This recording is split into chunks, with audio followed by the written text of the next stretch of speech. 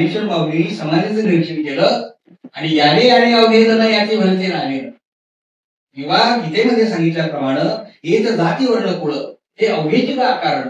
या ठिकाणी जाती वर्ण कुळ कुठल्याही प्रकारचा भेदभाव नाही, स्त्री पुरुष समानता या ठिकाणी आपल्याला दिसते. म्हणजे गरीब नाही, श्रीमंत नाही, लहान नाही, मोठा नाही, सगळ्या लोकांना एकत्र आणण्याचं काम जर कोणी केलं असेल तर ते ज्ञानेश्वर माऊलींनी केलं आणि या सगळ्या वारकरी संप्रदायाने केलं. म्हणून वारकरी संप्रदायाचं स्थान आजही समाजामध्ये अत्यंत महत्वपूर्ण आहे. ही सगळी संत मंडळी आहेत ना, ही संत मंडळी राहतात तर कुठे, कुठून आले? संतांच्या गावाला जायचं म्हणजे नेमकं आपण कुठे जायचं? अगोदर त्यांचं गाव तर आपल्याला माहित पाहिजे. मग संतांचं गाव कुठे नेमकं आहे? संत या शब्दाचा अर्थ काय याबद्दल आज श्री सद्गुरू जंगली महाराज देवस्थान ट्रस्ट तर्फे आयोजित केलेल्या कार्यक्रमात अवप किसन चौधरी महाराज यांनी सर्वांना अतिशय छान मार्गदर्शन केले. त्याचा हा भाग आपल्यासाठी.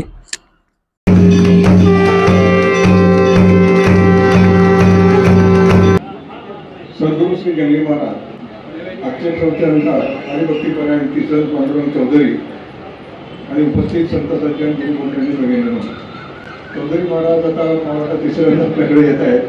आधी 2 वेळा येऊन गेले आणि मुख्य म्हणजे त्यांनी पसायदान ज्ञानेश्वर माऊलींच्या पसायदान हाच विषय घेऊन जवळजवळ 700 प्रवचन या विषयावर त्यांनी त्या ठिकाणी केलेले आहेत. ते मुख्याध्यापक विद्यार्थी शिक्षण मंडळ मनपा येथून 2009 साली सेवानिवृत्त झाले. 30 वर्षे त्यांनी गणिताचं अध्यापन केलेलं आहे, इंग्रजी पण आणि विज्ञान पण आहे. आणि स्पर्धा परीक्षा म्हणजे आपण MPSC UPSC म्हणतो त्या विषयावर सुद्धा विद्यार्थ्यांना अनेक मार्गदर्शन करून त्यांच्या सेवा काळात 158 विद्यार्थी परीक्षा गुणवत्तातून उत्तीर्ण झालेले आहेत. म्हणजे IAS ऑफिसर झाले असं म्हटलं काही हरकत नाही. यानंतर त्यांची व्याख्यान प्रवचनं अनेक ठिकाणी शिक्षक विद्यार्थी ज्येष्ठ नागरिक संघ अखंड हरिनाम सत्ता अशा ठिकाणी 3000 पेक्षा जास्त त्यांची प्रवचन झालेली आहेत विविध विषयावर. त्यांना आदर्श शिक्षक पुरस्कार पुणे महानगरपालिकेतर्फे देण्यात आले.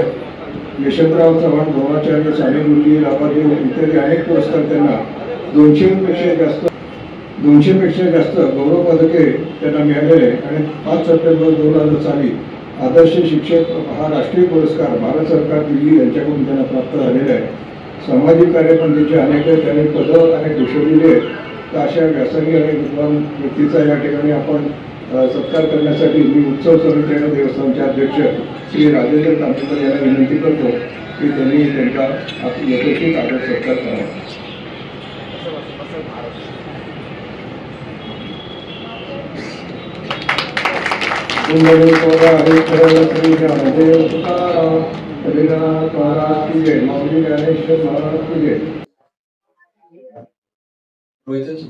आपण 3 वेळा ओंकार म्हणूया.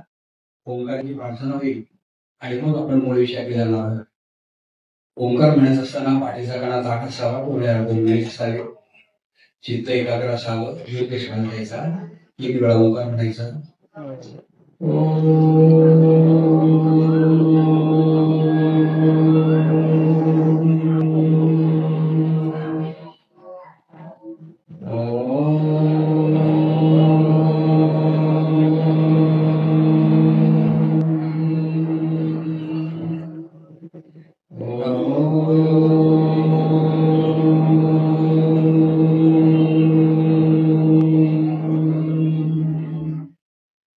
दोन्ही हात नमस्कार स्थितीमध्ये तळे किंवा घासायचे, हळूवारपणे डोळे ठेवायचे. त्याला मनापासून नमस्कार.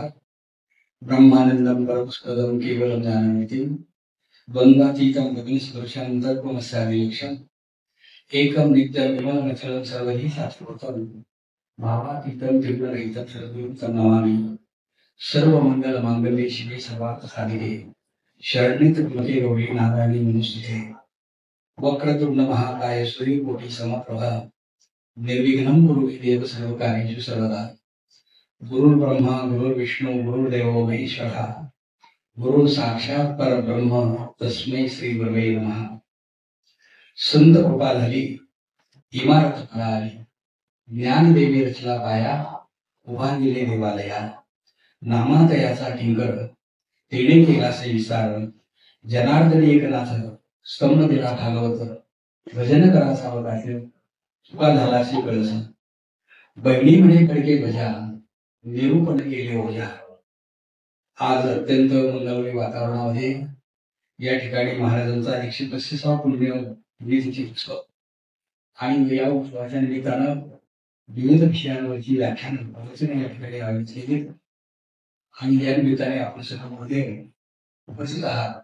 सर्वांना मनापासून एकदा नमस्कार करतो. आणि आपल्याला दिलेला जो विषय आहे जाऊ संतांची या गावात, निकाल संत बहिणाबाईंचा अभंग निरूपणासाठी घेतलेला आहे. संत बहिणाबाई या तुकाराम महाराजांच्या शिष्या आणि त्या वारकरी संप्रदायाचं वर्णन करताना म्हणतात, संत कृपा झाली इमारत फळा आली, ज्ञानदेवी रचला पाया उभारलेले देवालया, नामातयाचा किंकर तेने केला असे विस्तार, जनार्दन एकनाथ संमतीला घालवत, भजन करा सावकाश तुका झाला असे कळस. हा जो वारकरी संप्रदाय आहे, या संप्रदायाचं वर्णन अगदी हुबेहूब बहिणाबाईंनी या ठिकाणी केलेलं आहे. आपण विशेष सुद्धा वाचलं असेल आजचा जाऊ संतांची या गावात, म्हणजे संतांच्या गावाला आपण का जायचं, 3-4 मुद्द्यावर मी निरूपण करणार आहे. संत म्हणजे काय, संत असतात कसे, त्यांच्याच गावाला आपण का जायचं आणि आपल्या जीवनामध्ये त्यांचा उपयोग काय होणार आहे, या 3-4 मुद्द्यांचा आपण विचार करत असतो. बहुतेक वेळा मी नेहमी पाहतो की संत या शब्दाचा अर्थ खूप वेळा आपल्या लक्षात असेल. संत म्हणजे काय, जे आमच्या जीवनामध्ये वसंत फुलवतात त्यांना मी संत असं म्हणतो. संत म्हणजे काय, जे आमच्या जीवनामध्ये भगवंताचं दर्शन घडवतात त्यांना मी संत असं म्हणतो. संत म्हणजे काय, ज्यांच्या सपणाला अंतच नाही त्यांना मी संत असं म्हणतो. स म्हणजे सद्विचार, स म्हणजे सहनशीलता, स म्हणजे सत्सद विवेक बुद्धी, याला ज्यांच्या जीवनात अंतच नाही त्यांना मी संत असं म्हणतो. तुकाराम महाराजांचं उदाहरण मी नेहमी सांगत असतो. तुकाराम महाराजांना 2 बायका, पहिल्या पत्नी नेहमीच आजारी असायच्या, शेवटच्या घटका मोजतायत, घरात पाण्याचा थेंब नाही. पर्णकुटीच्या दारामध्ये तुकाराम महाराज बसतील, गळ्यात हातात नाही, पांडुरंग सांगतात. त्यांच्या दुसऱ्या पत्नी अत्यंत तापट स्वभावाच्या, आपल्या सगळ्यांना माहिती जिजाबाई त्यांचं नाव, महाराजांच्या जवळ आल्या त्या आणि म्हणतात, बंद करा तुमचं ते पांडुरंग, घरात पाण्याचा थेंब नाही, शेवटच्या घटका मोजते, निदान आता तरी हिच्या जवळ बसा. पण तुकाराम महाराजांची ब्रह्मांडी टाळे लागलेली, रागा वैतागाने जिजाबाईंनी डोक्यावर मातीचा हंडा घेतला, रंगणच्या उन्हामध्ये पाणी आणण्याची सुरू केल्या. पाणी चपला सुद्धा नाही. 15-20 मिनिटांनंतर जेव्हा पाणी घेऊन परत आले तेव्हा विचार असा डोक्यात होता की निदान आता तरी तुकाराम महाराज तिच्याजवळ बसलेले असते. पण तसं का, जिजाबाई जेव्हा तिथे आल्या पाहत्या तर तुकाराम महाराज आईशीच बसलेले होते. आता मात्र जिजाबाईंना भयंकर वाटलं. आपल्या डोक्यावर जो मातीचा हंडा होता तो तसाच घेतला आणि महाराजांच्या डोक्यात टाकला. तुकाराम महाराज म्हणतात, जिजा तू किती का चांगली आहेस, एवढे दिवस मी ऐकलं होतं गरजेला तो पडेल, पण आज तो गरजली सुद्धा आणि पडली सुद्धा. ज्यांच्या जीवनात सहनशीलतेला अंतच नाही तर मी संत म्हणतो. सांगायला खूप सोपं आहे, ऐकायला खूप गोड वाटतंय, पण आपल्या जीवनामध्ये आणणं खूप अवघड आहे, बरं अवघड आहे. म्हणून आपण संतांच्या गावाला जायचंय. सकाळच्या वेळेला आपण बाथरूम मध्ये गेलो, आंघोळीसाठी जर कमी अधिक गरम पाणी असेल तर पाण्याच्या अगोदर आमचं टेम्परेचर वाढतं. म्हणजे अनुभूती जीवनामध्ये खूप महत्वाची असते. नाथांचं उदाहरण असं सांगतो, नाथ महाराज कधी रागवायचेच नाही. हो, त्या वेळेला नाथांना रागवून दाखवण्यासाठी 200 रुपये पैसे लावले. 14 शतकाचे 200 रुपये म्हणजे केवढं किती किंमत असेल त्याला. नाथांचं जीवन आणि इतर संतांचं जीवन याच्यामध्ये फार मोठा फरक. नाथांचं जीवन म्हणजे समृद्ध जीवन, भलीमोठी शेती, स्वतःचं रेव्हर, हिरेबंदी वाडा. एक दिवस नाथ महाराज सकाळी पूजा करत बसलेले आहे, सोहळ्यात बसले. ज्या ग्रस्ताने पहिला विडा उचललेला होता तो ग्रस्त सरळ जाण्याने नाथांच्या मांडीवर बसला. त्याला वाटतं नाथ बाबा रागवतील, पण नाथ महाराज रागवले नाही. उलट त्यांनी आपल्या पत्नीला हात मारले आणि म्हणतात, अगं ऐकलंच का, कोण आपल्याकडे पाहुणे आले त्यांना बसायला जरा चटई तरी अंतर. नाथांची पत्नी 14व्या शतकातली, पतीनं सांगितलेली ऐकणार होती. त्यामुळे ते बाहेर आले आणि चटके टाकण्यासाठी खाली वागले. पण या ग्रस्ताला वाटलं नाथ बाबा रागवले कशी राहील, त्यांनी दुसरी व्यक्ती शोधून काढली. नाथांच्या पत्नी जेव्हा चटई टाकण्यासाठी खाली होत्या त्यावेळेला या ग्रस्ताने नाथांच्या मांडीवर उडी मारली आणि पटकन तिच्या कडेवर जाऊन बसले. नाथाने जेव्हा ते दृश्य पाहिलं तेव्हा नाथ बाबा असं म्हणतात, बघ कसा गोपाळ कृष्ण यशोदेच्या कडेवर असल्यासारखा दिसतो, त्याला आत तरी दे आणि दूध तरी दे. ग्रस्त खाली करतात, फार वाईट वाटलं त्याला. तो म्हणाला, ना बाबा चुकलो मी, पण तुमच्यासारख्या संताला त्रास दिल्याचं पाप माझ्या डोक्यावर बसलं, पैस मात्र हरलो. नाथ महाराज म्हणतात, कसलं पाप, कसली पैस? तो ग्रस्त म्हणाला, ना बाबा जर तुम्ही माझ्या नावावर असत ना मी 200 रुपयाची पैस जिंकलो असतो. नाथ म्हणतात, कशासाठी पाहिजे होते 200 रुपये तुला? त्या ग्रस्ताने सांगितलं मी माझ्या मुलीचं लग्न करू शकलो असतो. नाथ म्हणतात, एवढंच ना? पटकन उठले, तिजोरीची चावी घेतली, तिजोरी उघडली, तिजोरीतून 200 रुपये काढले, त्या ग्रस्ताच्या हातात दिले आणि त्याला सांगितले, तू पुढे धावत जा, मी तुझ्या पाठीमागून धावत येईल. पाहणाऱ्या लोकांना असं वाटेल मी तुझ्यावर भयंकर रागावलोय आणि आणखी तुला ते 200 रुपये देऊन टाकते. 200 ते 400 होते. ज्यांच्या सुविचाराला अंतच नाही त्याला आपण संत असं म्हणतो. आणि म्हणून बहिणाबाई वर्णन करताना म्हणतात, संत कृपा झाली. 750 वर्षापूर्वी ज्ञानेश्वर माऊलींनी या महाराष्ट्रामध्ये एकतेचा, ममतेचा, समतेचा, प्रेमाचा विचार मांडला. तोच विचार नामदेव महाराजांनी पंजाबपर्यंत घेऊन पोहोचवला. गुरु ग्रंथ साहेबामध्ये नामदेव महाराजांचे 55 अभंग आहेत, नामदेवजी की मुखवाणी म्हणून. आणि पंजाबमध्ये 210 मंदिरं यांची नामदेव महाराजांची आहेत. 14व्या शतकामध्ये नाथ महाराजांनी भागवतासारखा प्रचंड तपण्याचा ग्रंथ लिहिला आणि भरभक्कम अशा प्रकारचे खांब या मंदिराला उभे केले. 16व्या शतकामध्ये मंदिर पूर्ण झालं आणि कळस होण्याचं भाग्य संतश्रेष्ठ जगद्गुरू प्राप्तस्वर्णीय तुकाराम महाराजांना मिळालं. त्या परंपरेमध्ये आपण जन्माला आलेलो आहोत. आणि म्हणून मी नेहमी सांगत असतो, दुर्लभे भारते जन्म हा महाराष्ट्रे कशी दुर्लभा. भारतामध्ये जन्माला येणं ही अत्यंत भाग्याची गोष्ट आहे. महाराष्ट्रामध्ये जन्माला येणं ही त्याच्यापेक्षा भाग्याची गोष्ट आहे.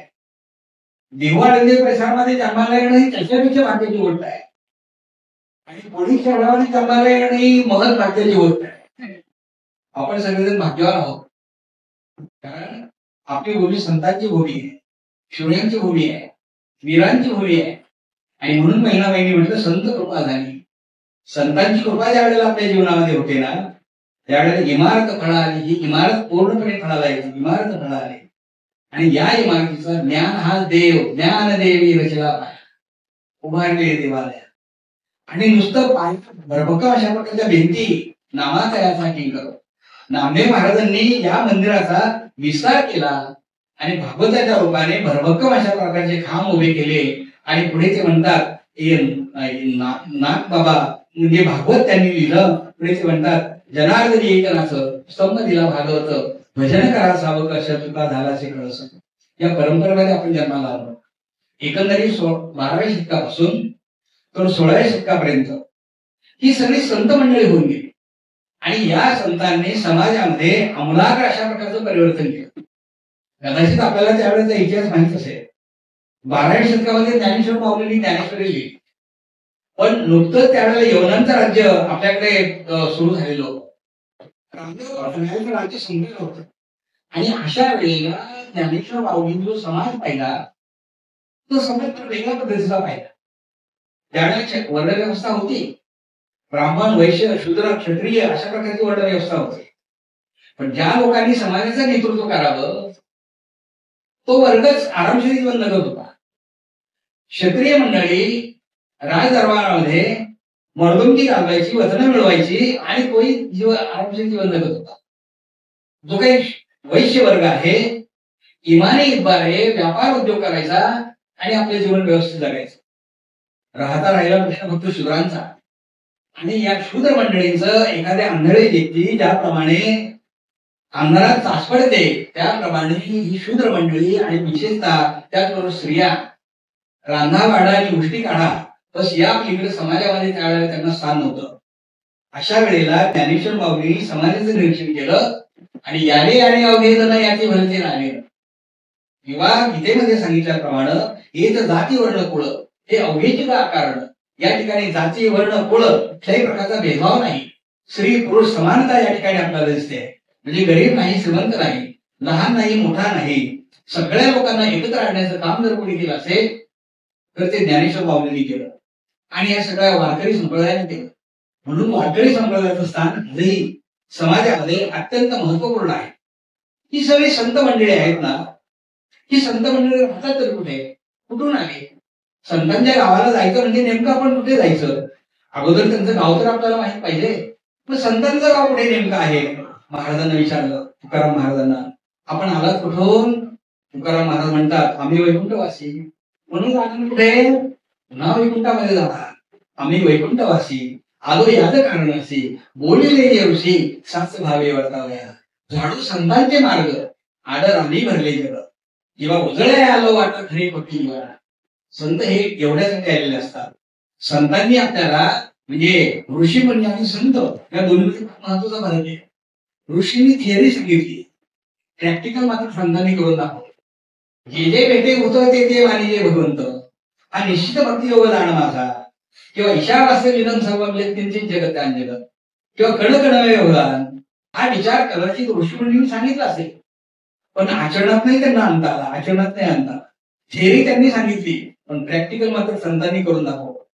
म्हणून पाण्याशिवाय वाळवंटामध्ये तडपडणारं गाढव जेव्हा नाथांनी पाहिलं, त्यावेळेला रामेश्वरला चालवलेलं पाणी हे गाढवामध्ये भगवंत आहे हे समजून त्यांना.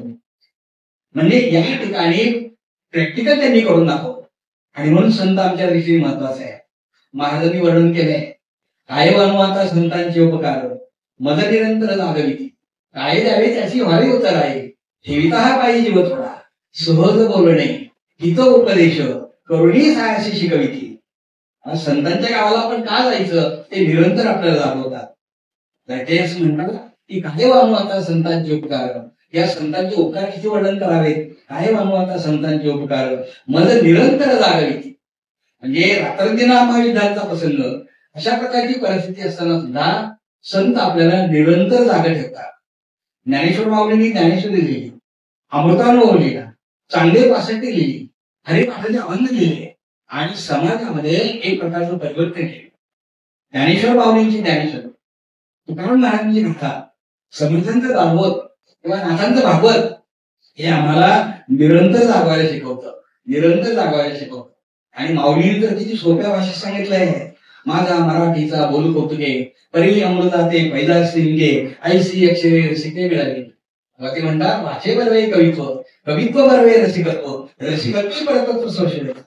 परतत्वाला स्पर्श करण्याचे सामर्थ्य माझ्या मराठीमध्ये आहे. आणि म्हणून ज्ञानेश्वर माऊलींनी सगळे जे साहित्य निर्माण केलं हे मराठीमध्ये साहित्य निर्माण केलं. आणि आजही आपण 750 वर्ष पूर्ण झाली ज्ञानेश्वरी लिहून, किंवा माऊलींना सुद्धा जाऊन 750 वर्ष पूर्ण झाली, तरी सुद्धा आजही आम्हाला ते आपल्याबद्दल असं वाटतात, कारण ते निरंतर आपल्याला दाखवतात. काय द्यावी त्याची व्हावी उत्तर आली. महाराज असं म्हणतात की काय दिलं म्हणजे त्याचे उपकार आपल्याला भेटता येतील. काय द्यावी त्याची व्हावी उत्तर आली. ठेविता हा पाहिजे जीव थोडा. जरी त्यांच्या पायावर माझा जीव जरी ठेवला ना तरी सुद्धा त्यांचे उपकार फेडता येणार नाही. आणि सांगतात तरी कसं, सहज बोलणे हितोपदेश करुणी सायाशी शिकविती. किती सहज बोलतात. संतांनी किती सहज उपदेश केलेला आहे. आपल्यापैकी बऱ्याच जणांनी ज्ञानेश्वरी वाचली असेल किंवा दाभोत वाचला असेल, भागवत वाचलं असेल. प्रत्येक सिद्धांत समजावून सांगताना किती सोपे सोपे दृष्टांत त्यांनी दिलेले आहे. ज्ञानेश्वरीमध्ये 9,000 ओव्या आहेत. 9,000 ओव्यांपैकी जवळजवळ 4,500 ते 5,000 ओव्या या दृष्टांताच्या ओव्या आहेत. एखादं तत्वज्ञान आम्हाला सांगायचं आहे, एखादा सिद्धांत आम्हाला सांगायचा आहे. हा सिद्धांत जर समजून द्यायचा असेल तर दृष्टांत सांगितलं म्हणजे सिद्धांत समजतो, उदाहरण सांगितलं म्हणजे लगेच आपल्याला समजतं.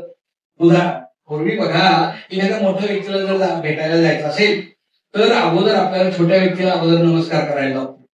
कलेक्टर साहेबांना जर भेटायचं असेल तर अगोदर शिपायाला नमस्कार करावा लागतो, नाही का. पण तत्वज्ञान काय आहे, मोठ्या व्यक्तीच्या सानिध्यामध्ये जर छोटी व्यक्ती असेल तर अगोदर छोट्या व्यक्तीला मान द्यावा लागतो. हे सिद्धांत आहे.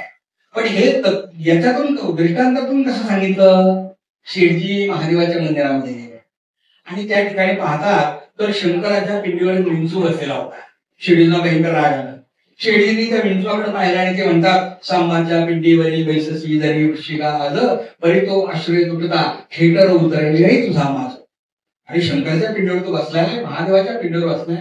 पण असं तू पिंडीवर बसलाय म्हणून मला काही करता येणार नाही, पण एकदा का तू बाजूला झालास की खेट उतरेल रे तुझा माल. जोपर्यंत मोठ्या व्यक्तीच्या सानिध्यामध्ये छोटी व्यक्ती आहे तोपर्यंत छोट्या व्यक्तीला मान द्यावा लागतो, पण एकदा का ती व्यक्ती बाजूला गेली तर कोणी त्याला मान देत नाही. सिद्धांत सांगितला, त्याचं दृष्टांत सांगितलं ते आपल्या लक्षात आहे. संतांनी कितीतरी अशी सोपी सोपी उदाहरणं सांगितली जातात ना. ज्ञानेश्वर बाबांच्या ज्ञानेश्वरीमध्ये मी आताच आपल्याला सांगितलं जवळजवळ 4,500 ओव्या या दृष्टांतात आहे. 9वा अध्याय ऐश्वर्य योग म्हणून आहे. जळी स्थळी काष्टी पाषाणी सगळ्या ठिकाणी मी आहे अर्जुना, पण काय सांगू तुला, मला पाहण्यासाठी जी श्रद्धा असावी लागते ती श्रद्धाच लोकांच्या ठिकाणी नाही. आणि अशा प्रकारची अश्रद्ध माणसं असतात तशी माऊलीने काही सुंदर दृष्टांत दिले. पाहे पाजू पैत्र आणि गोड पाशी पचेची पदराड परिते अभेरीन गोचिड शुद्ध काय नाही सांगितले का कमल कंदा आणि दरुणी नांदणूक एकेची घरी. अर्थ सांगितलं म्हणजे आपल्या लक्षात येईल. माऊली असं म्हणतात, अरे अर्जुना, दूध किती पवित्र आणि गोड आहे. काही काही पदार्थ पवित्र असतात, गोड नसतात. काही काही पदार्थ गोड असतात पण पवित्र नसतात. स्वीट होम मधले लाडू गोड आहे पण पवित्र नाही, नैवेद्याला नाही चालणार ते. गाईचं गोमूत्र पवित्र आहे पण गोड नाही, पण दूध मात्र पवित्र आहे आणि गोडे आहे. अशा प्रकारचं दूध असतं कुठं, गाईच्या कासेमध्ये. बाहेरच्या बाजूला गोचिड चिकटलेले असतात. किती अंतरावर, पाशी पचेची पदराड, फक्त मध्ये तुळशीचा एक पातळ पडदा आहे. आणि या गोचिडांची त्या गाईच्या दुधावर श्रद्धाच नसल्यामुळे ते आयुष्यभर रक्तपीत असतं, त्याला दूध कधी मिळतच नाही. पण माऊलींना वाटतं हा दृष्टांत लोकांना समजत असेल का. अजून सोपं करून सांगितलं, का कमल कंदा आणि दरोरे नानणूक एकेची घरी. अरे कमळाचा कांदा आणि बेडूक दोघे एके ठिकाणी असतात. 100 मैलावरनं भोंगा येतो आणि कमळामधला मध पिऊन जातो, पण त्या बेडकाची श्रद्धा नसल्यामुळे ते आयुष्यभर चिकट चिकट असत. माऊलींना वाटतं हे समजलं असेल का. पुन्हा तिसरा दृष्टांत, का आणि देवाच्या बरोबरी लोह्या रुतल्या बरोबरी. एखादा दुर्दैवी मुलगा आहे, वडील स्वर्गवासी झालेले असतात. तो मुलगा एका ठिकाणी दिवस उपवास करतो. त्याला खा घ्यावर कुणी काही म्हणत नाही. वडिलांचे मित्र येतात, ते म्हणतात, बाबा रे, तुझ्यासाठी तुझ्या वडिलांनी खूप संपत्ती साठवून ठेवली आहे, जिथे बसलायस ना तिथे उठ आणि ती जागा खण, म्हणजे संपत्ती कुठे तुला समजेल. तो उठतो आणि ती जागा खणतो. लोह्या रुतल्या वरी लोखंडाच्या कड्याच्या कड्या सोन्या नाण्याने भरलेल्या त्याला दिसतात. माऊलींनी दृष्टांच्या 3 ओव्या सांगितल्या आणि मग सिद्धांताची ओवी सांगितली. तैसा हृदयामध्ये मी रामो असता सर्व सुखाशी आरामो का भ्रांताशी कामो विषयावरी. आणि तसा मी तुझ्यामध्ये असताना तू मला इतरत्र शोधण्याचा का प्रयत्न करतो आहेस. कुठे शोधिशी रामेश्वराने कुठे शोधिशी काशी. हृदयातील भगवंत राहिला हृदयातील जो काशी. न लगे समाजाची जावे मनांतरा सुखे तो घटना हाईच वैसोरी करणा एक चित्त आवडी अनंत आळवावा. मला सांगायचं होतं हे की इतकं संतांनी सोपं सोपं सोपं सोपं करून सांगितलं. आणि म्हणून ते म्हणतात करुणी साहस्य शिकविती. तिची प्रयत्न शिकवतात. एक गुरुकुल होतो, गुरुकुल. आणि ते गुरुकुलामध्ये बरेच विद्यार्थी शिकायचे. पूर्वी शाळा नसायच्या, गुरुकुल असायचे. 100 विद्यार्थी असतील. गुरुजींनी एक दिवस सर्व मुलांना एक शब्द म्हणायला शिकवला. सर्वांनी ब्राह्मण शब्द म्हणा. सगळे मुलं म्हणायचे ब्राह्मण, पण एक मुलगा म्हणायचा बामन. गुरुजी म्हणायचे रे ब्राह्मण बन, तरी तो मुलगा बामनच म्हणायचा. गुरुजींना वाटलं काय करावं आता, किती याला समजून सांगावं. त्याला जवळ घेतलं, पाठीवरून हात फिरवला आणि त्याला विचारलं, हे बघ तू घोडा बघितलास का. बघितला घोडा. मग घोड्याला खायला घालतात, त्याच्या तोंडाजवळ एक पिशवी असते तोंडाजवळ. त्या पिशवीला काय म्हणतात, त्याला तोबरच म्हणतात. बरोबर ना, त्याला तोबरच म्हणतात. मग गुरुजी त्याला म्हणाले, तुला तोबरा म्हणता येईल का. पण येईल म्हणतात. मग म्हण बरं, तो ब्राह्मण, तो ब्राह्मण, तो ब्राह्मण, तो ब्राह्मण, तो ब्राह्मण. करुणी साहस्य शिकविती. गुरु असतात, शिक्षक असतात, इतक्या प्रेमाने आपल्याला शिकवतात. आणि म्हणून संतांचे उपकार आपला आनंद आहे. काय वर्म आता संतांचे उपकार मज निरंतर जागाविची. मंडळी, प्रवचन असलं, व्याख्यान असलं, आपण हसलं पाहिजे बरं का. कधी कधी माणसं हसतच नाहीत. औरंगाबादमध्ये विनोद झाला ना, आमची पुण्यातली माणसं 2 दिवसांनी असतात, पण 2 दिवस माणसं विचार करतात हसू नाही. मग बायको जर म्हणाली ना नवऱ्याला आता हसायला काही हरकत नाही, मग दोघे मिळून हसायला सुरुवात करतात. हसतच नाही मंडळी. मी एक रस्ता असा पाहिला, मुलाला 95% मार्क मिळाले, पेढे देण्याचा कार्यक्रम चाललाय. सगळेजण आनंदाने पेढे खातात. पण मुलाच्या वडिलांचा चेहरा कडक इस्त्री केल्यासारखा. मी म्हणायला लागलो अरे इतका चांगला प्रसंग आहे आणि त्यांच्यावर आनंद का नाही म्हणून न राहून मी विचारलं. म्हणलं मुलाला एवढी चांगली मार्क मिळाली आणि तुम्ही काय हसताना मला दिसत नाही. तेवढ्या त्याचं काय आहे, गेल्या वर्षी जो मुलगा पहिला आला ना त्याला 96% मार्क होते, याला 25% मार्क आहे या माणसाला. पण बायको मात्र खूप आनंदी असायची बरं का, सुखात असणार दुःखात असणार. जरा जवळचे संबंध होते म्हणून मी त्या बाईंना विचारलं, म्हणलं बाई तुमचे मिस्टर कधीच हसताना मला दिसत नाही पण तुम्ही मात्र काय हसताना दिसता, कसं काय जमतं तुमच्या दोघांचं, काय करता म्हणजे ऍडजस्ट करावं लागतं. काय काय ऍडजस्ट करता हो नाही का. ते म्हणले काय काय ऍडजस्ट करता. म्हणजे प्रत्येक गोष्ट ऍडजस्ट करा. आणि खरं सांगू का, तुमच्या माझ्या जीवनाचा पेपर भगवंतानी एकदम छान सोडवला.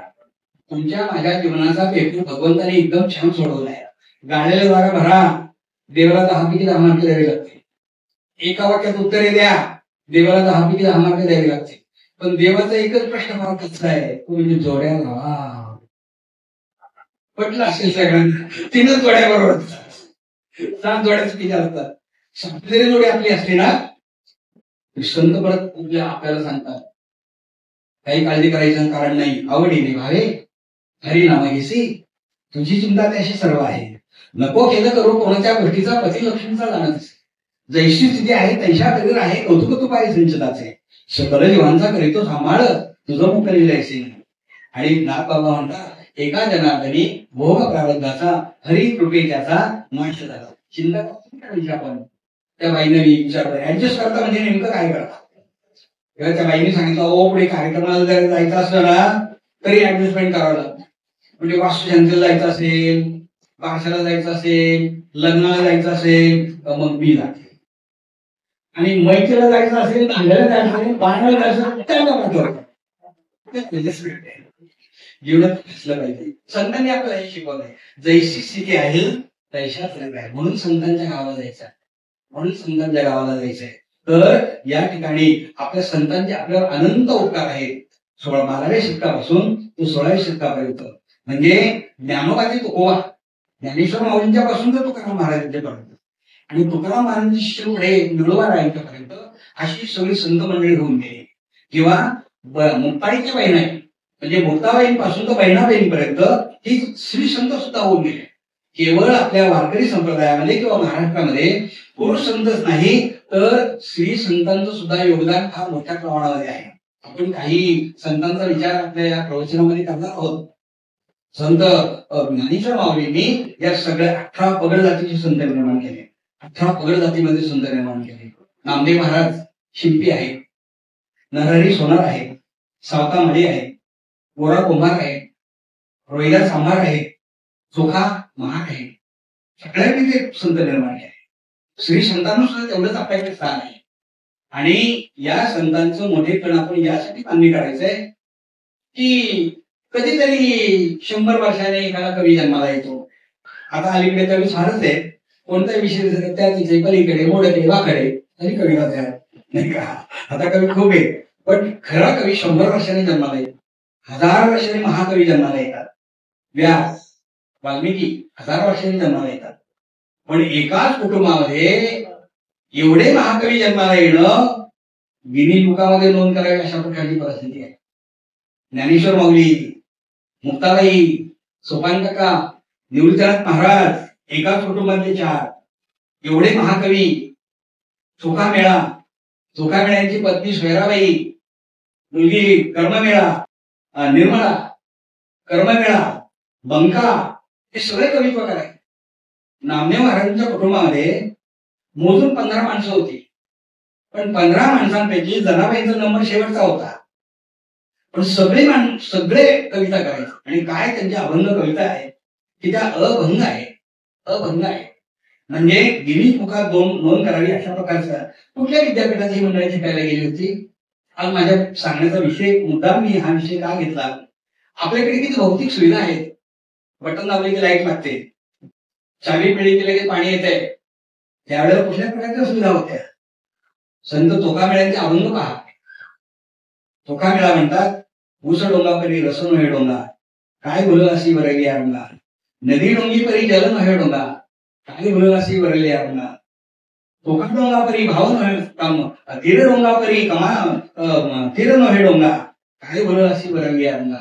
कमान डोंगी परी तीर नव्हे डोंगा काय बोलल अशी वरंगी अंगा. चोखा डोंगा परी भाव नव्हे डोंगा काय बोलल अशी वरंगी अंगा. कुठल्या विद्यापीठात शिकायला गेली ही मंडळी? ते म्हणतात ऊस डोंगा परी रस नव्हे डोंगा. ऊस कसाही वाकडा तिकडे असेल रस मात्र गोडच असतो. नदी डोंगी परी जल नव्हे डोंगा. नदी वाकडी तिकडे असते पण पाणी मात्र पवित्र असतं. कमान डोंगी परी तीर नव्हे डोंगा. कमान वाकडी तिकडे असते पण तीर मात्र सरळच असतो. आणि मग सुखाकडा म्हणतात की चोखा डोंगा परी भाव नव्हे डोंगा काय भुललासी वरंगी अंगा. मी कसा का असेल ना वाकडा तिकडा पण माझा भाव तर चांगला आहे ना. सोयराबाईंचे अभंग पहा. सोयराबाईंनी 32 अभंग लिहिले. 32 अभंग. कुठल्याही प्रकारचं शिक्षण नाही पण एक अभंग जर तुम्ही नेहमी ऐकत असाल, अवघा रंग एक झाला. किशोरीताईंच्या आवाजाचा अभंग ऐका ना. अवघा रंग एक झाला रंगी रंगला श्रीरंग. ठीक आहे. आणि हा अभंग ज्या वेळेला आपण ऐकतो त्यावेळेला किती उच्च दर्जाची प्रतिभा आहे की त्या म्हणतात की त्या पांडुरंगाकडे पाहिलं ना की सगळं माझं दुःख दूर होऊन जातं. एवढं सामर्थ्य त्यांच्यामध्ये आहे. बंका त्यांचा मुलगा तो सुद्धा कवित्व करायचा. खंडोपात्रांचे अभंग तुम्ही ऐकले असतील. म्हणजे त्या खंडोपात्राची आई वेश्या व्यवसाय करणारी पण त्या घरात जन्माला आलेली कानोपात्रा 22 अभंग आहेत कानोपात्रांचे. पण या प्रत्येक अभंगामध्ये पतित पावना मनदिशी नारायणा किंवा गाय करुणा करा खूप अभंग 20 अभंग आहेत 22 अभंग आहेत. आजही जर आपण पंढरपूरला गेलो तर दक्षिण द्वाराकडे एक तरकीचं झाड आहे. त्याचा हा फार मोठा आहे. आता तो विषय आपल्याला सांगायला एवढा वेळ नाही. मला फक्त संतांचे चरित्र धावत्या याने मी सांगणार आहे आपल्याला. फक्त त्याचा हेतू माझा एकच आहे की एवढी प्रतिकूलता असताना सुद्धा संत चरित्र आमच्या मनावर चांगला परिणाम करतात. संतांची चरित्र आम्ही का गायची, संतांची चरित्र आम्ही का वाचायची, याचं कारण संतांची चरित्र आम्हाला योग्य मार्गदर्शन करतात. संतांच्या चरित्रामध्ये आमच्या जीवनाला एक प्रकारची शांती मिळते. आज बघा भौतिक जीवन आहे आपलं सगळ्यांचं. धावतायत माणसं धावतायत आशानाम मनुष्यानाम काशलहा यया बद्धहा प्रधावंती मुक्ता पुष्कंती पंगवत. आशा नावाच्या छत्रे मागे माणसं धावतात. पर्यायी सुख नाही, समाधान नाही, शांती नाही. 10 रुपये असले तरी समाधानी असावं. आणि तुमच्या माझ्या वयाची मंडळी बरीचशी या ठिकाणी आहेत. त्यावेळेला आपल्याकडे 10 रुपये होते तरी आपण समाधानी होतो नाही का. पण माणसं आता समाधानी शून्य वाढवतात. 100 होतात नाही समाधान मिळत. पुन्हा शून्य वाढवतात 1000 होतात नाही शून्य समाधान मिळत. पुन्हा शून्य वाढवतात 10,000 होतात नाही समाधान मिळत. पुन्हा शून्य वाढवतात 1,00,000 होतात नाही समाधान मिळत. एवढे शून्य वाढवत राहतो की पुढची शून्य वाढवता वाढवता मागचा एक कधीही गेलेला असतो. आणि जीवनामध्ये फक्त शून्य शून्य शून्य शून्य एवढं शिल्लक राहत. ठीक आहे. मोटार आहे, बंगला आहे, गाडी आहे, पण आम्ही सुखी आहोत का? या गोष्टी आपल्याला सुख देऊ शकत नाही. संतांच्या जवळ काहीच नाही, मुसार नाही, बंगला नाही, गाडी नाही, तरी सुद्धा संत म्हणतात अवघाची संसार सुखाचा करीन आनंदे बरीन तिने लोक जाईन गे माये त्या पंढरपुरा भेटेन माहेर आपुलिया सर्वस्कृताचे फळमी लेवी शममी देईन पांडुरंगा. काहीच नाही तरी म्हणतात आनंदाचे डोही आनंद तरंग आनंदाचे अंग आनंद. आमच्याजवळ मोटार बंगला गाडी सगळं काही आहे पण आम्ही सुखी आहोत का? संत जवळ काही नाही तरी ते सुखी आहेत. आमच्याजवळ सगळं असून आम्ही दुःखी आहोत. याचं कारण काय? याचं कारण एकच आहे की संत विचार आमच्या जीवनामध्ये आले पाहिजे. संत प्रपंचात असतात असोनी नसावे. कमलपत्रवत कमलाचं पान पाण्यामध्ये असतं पण पाण्याचा स्पर्श नसतो. कमळ चिखलात असतं पण चिखलाचा स्पर्श नसतो. माणसाने प्रपंचात असावं, प्रपंचात असोनी नसावे. नाही तर आवाज चालली पंढरपुरा आणि विशीपासून येई घरा, काय उपयोग त्याचा नाही का. अगदी प्रपंचामध्ये तुमची अटॅचमेंट नसावी, डिटॅचमेंट पाहिजे. प्रपंचापासून आपली बाजूला राहता आलं पाहिजे तरच आपल्याला जीवनामध्ये आनंद मिळू शकतो. मी अगदी विनोदाने उदाहरण सांगत असतो का, विनोदाने सांगत असतो. संतही प्रपंच करतात, आमचाही प्रपंच आहे. पण संतांचा प्रपंच कसा आहे माहिती तुम्हाला? ते चिकूच्या बी सारखा आहे, चुकीच्या बी सारखा. चिकू फोडा, बी बाहेर येते, तिथे निर्माण, तिथे चकचकीत, घरात राहून देवळाचा स्पर्श नाही असं संतांचा प्रपंच असतो. आणि आमचा प्रपंच त्या आंब्याच्या कोळीसारखा असतो. पिळतोय पिळतोय पिळतोय पिळतोय, रस कधी संपतच नाही. आमच्या बाईला पुन्हा आंब्यामध्ये पाणी कोळीवर टाकतील, प्रपंच दुखाचा होईल कसा. नागबाबा म्हणतात, पक्षी अंगाने उतरती ते का गुंतून राहती, तैसे असावे संसार. वस्ती करे वस्तीचा आला, प्रातःकाली उठून गेला, तैसे असावे संसार. माणसाने संसारामध्ये असं असलं पाहिजे. बघा, जीवन जगणं खूप छान आहे बरं का, पण का माणसं आनंदाने जीवन जगत नाही हेच समजत नाही. स्पर्धा, लोभ, नाही का, आणि मग हाव, काम, क्रोध, लोभ, मोह, माया, मत्सर हे षड्रिपू आहेत. आणि याच्या आहारी माणूस एवढा गेलेला असतो की शेवटी बारकाईने जर विचार केला ना, मूळ जेव्हा जन्माला यायचं ना त्याला आंघोळ घालतात, त्याच्यावर होते कापड गुंडाळतात. आपल्याकडे काय म्हणतात, बाळाचं म्हणतात, बाळाचं नाही का, स्वच्छ जुन्या साडीचा तुकडा असतो, बाळाचं म्हणतात. खिसा नसतो त्या बाळाच्याला, खिसा नसतो. मूल कसं जसं मोठं होतं ना, आई वडील त्याला कपडे घ्यायला सुरुवात करतात. अहो, एकेका पॅन्टला एकेका शर्टला किती किती खिसे असतात थोडं सांगू. पण त्याला वाटतं खिसे रिकामी कशा काय ठेवायचे, आणि तो आपले खिसे भरत राहतो. चांगल्या मार्गाने खिसे भरले तर काय हरकत नाही, नको त्या मार्गाने खिसे भरल्यानंतर मुक्काम पडतं ते ह्या नाही का. आणि त्यावेळेला माणूस जातो ना, त्यावेळेला आंघोळ घालतात, त्याला चिरडीवर झोपवतात, त्याच्यामध्ये कापड गुंडाळतात. पांढरं कापड असतं, पांढरं कापड खिसा असतो ना, त्याला खिसा असतो. येताना खिसा नाही, जाताना खिसा नाही. मधल्या अवस्थेमध्ये माणसं कशासाठी खिसे जुळतात, संत आपल्याला हे सांगतात. म्हणून आपण त्यांच्या गावी जायचं. ज्ञानेश्वर माऊलींनी फार मोठं साहित्य निर्माण केलं. त्यामध्ये सर्वात महत्वाचं आपल्याला सोपा प्रकार ऐकायला मिळतो म्हणजे हरिपाठाचे भंग. देवाची येद्वारी उभा क्षणवर तेणे मुक्ती चारी झाली गेल्या, हरिपुखे म्हणा पुण्याची गणना करून असोनी संसारी जिवे देवपरी, वेदशास्त्र उभारी पाया सदा, ज्ञानदेव म्हणे व्यासाची पुन्हा द्वारकेचा राणा पांडवा घरी. 27 अभंगाचं सार ज्ञानेश्वर माऊलींनी हरिपाठाच्या पहिल्या अभंगात सांगितलंय. पूर्वार्धामध्ये नामस्मरण कसं करावं, कुठे करावं, किती वेळ करावं, आणि उत्तरार्धामध्ये नामस्मरणाचा फायदा काय होणार. पूर्वार्धामध्ये त्यांनी सांगितलं देवाची येद्वारी, नामस्मरण कुठे करावं, देवाच्या दारामध्ये करावं, किती वेळ करावं, उभा क्षणभर करावं. फायदा काय होणार, तेणे मुक्ती चाली साधलेल्या स्वरूपता समीपता स्वरूपता साहित्यता सगळ्या मुक्ती मिळून जाते. तेणे मुक्ती चाली साधलेल्या. नामस्मरण कशाने करावं, हरिमुखे म्हणा तोंडाने नामस्मरण करावं नाही का. फायदा काय होणार, पुण्याची गणना कोण करी. एवढं पुण्य पदरात पडेल की त्याची गणनाच करता येणार नाही.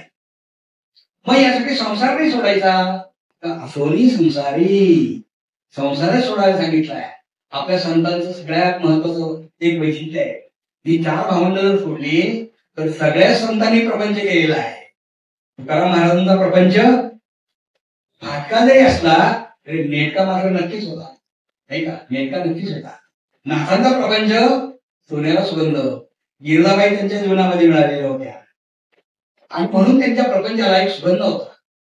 माऊलींचा प्रपंच हे विश्वची माझे घर, ऐशी मती दयाची स्थिर, किंबहुना चराचर आपण झाला, एवढा मोठा प्रपंच आहे ना. समर्थांचा प्रपंच म्हणजे संपूर्ण भारत भ्रमण त्यांनी केलं आणि जो सामर्थ्य आहे चळवळीचे, जो करील जायचे हा विचार त्यांनी आपल्या सर्व लोकांना सांगितला. आणि म्हणून ती प्रपंच सगळ्या संतांनी केलेला. त्यांना असोनी संसारी, संसाराचाच अवस, पण संसारात असो सुद्धा जिवे देऊ करी, जिभेला नामस्मरणाचा वेग दे. फायदा काय होणार, वेद शास्त्रोबारी पाया सुद्धा, वेद आणि शास्त्रावर पाया करून तुझा स्वीकार करेल. आणि मग माऊली म्हणतात, हे मी नाही म्हणत बरं, ज्ञानदेव म्हणे व्यासाची पुन्हा द्वारकेचा राणा पांडवा घरी. हे मी नाही म्हणत, हे व्यास महर्षी म्हणतात द्वारकेचा राणा पांडवा घरी. सरळार्थ हरि संतांचं जे वाङ्मय आहे ना, या वाङ्मयामध्ये गुढार्थ फार मोठ्या प्रमाणामध्ये असतात. सरळ अर्थ वेगळा आणि गुढार्थ वेगळा. आपण गुढार्थ किंवा लाक्षणिक अर्थ त्याचा समजून घेणं हे फार गरजेचं आहे. देवाचे द्वारी उभा क्षणभरी, देवाचं द्वार म्हणजे देवळाचं दार नाही. देवळाच्या दारात जर उभा राहून आपण थोडा वेळ थांबलो आणि या सगळ्या मुक्ती आपल्याला मिळतील का. मग तुकाराम महाराजांनी सगळं आयुष्य आपल्या देवाच्या ठिकाणी घालवलं, तरी सुद्धा जिजाबाईंना अगोदर पांडुरंगाने दर्शन दिलं, मग देवाचं द्वार या शब्दाचा अर्थ श्रद्धा, म्हणजे भगवंताचं नामस्मरण करा, ते श्रद्धेने करा. आणि ते पुढे म्हणता उभा क्षणभरी. क्षणभरी म्हणजे काय, थोडा वेळ असाच अर्थ नाही. जीवनातला प्रत्येक क्षणभर, जीवनातला प्रत्येक क्षणभर कशाने भर, नामस्मरणाने भर. नाहीतर मग आमच्या जीवनामध्ये काय, गती काय गेली, पळे गेली, तास वाजे गणाना, जन्म गेला व्यर्थ वाया, राम काय म्हणून तोंडात भगवंताचं नामच येत नाही. मग जीवनाचा प्रत्येक क्षण नामस्मरणाने भर, प्रत्येक क्षण नामस्मरणाने भर. हा क्षण माझ्या हातामध्ये आहे, पण पुढचा क्षण माझ्या हातात असेलच असं नाही. कबीर महाराज म्हणतात, श्वास श्वास कर नामले वचा श्वास मत होय, ना जाणे उच्छ्वास का अवन होय ना होय. हा श्वास माझ्या हातात आहे, पण पुढचा श्वास माझ्या हातात असेल असं नाही. म्हणून प्रत्येक श्वासाकडे भगवंताचं नामस्मरण कर. मीराबाईच्या तोंडी गरिबांनी काय सुंदर गीत घातलंय. ते म्हणतात, नाही खर्चली कवडी दमणी, नाही विचला राम, बाई मी विकत घेतला श्याम. कुणी म्हणे ही असेल चोरी, कुणा वाटते असे उधार, कुणाला वाटेल ही चोरी आहे, कुणाला वाटेल ही उधारी आहे, पण मी तो विकत घेतलाय. मग कसा मला तो विकत घेता आला? एक दमडी खर्च केली नाही, एक कवडी खर्च केली नाही, पण मी तो विकत घेतला. मग कसा विकत घेता आला? शेवटच्या चरणात सांगितलं, जन्मभरीच्या श्वासा इतके मोजी आले हरिनाम, बाई मी विकत घेतला श्याम. जेवढे श्वास माझ्या वाट्याला आले त्या प्रत्येक श्वासाकडे मी भगवंताचं नामस्मरण केलं आणि म्हणून मला तो विकत घेता. आज आपल्या जीवनामध्ये माणसं, मगाशीच मी आपल्याला सांगितलं, धावतायत. भगवंत अलीकडे शिकलेली मंडळी, IT वगैरे ती मंडळी पण वळतात तिकडे, पण काही काही मंडळींना ते देवाला विश्वास ठेवत नाही.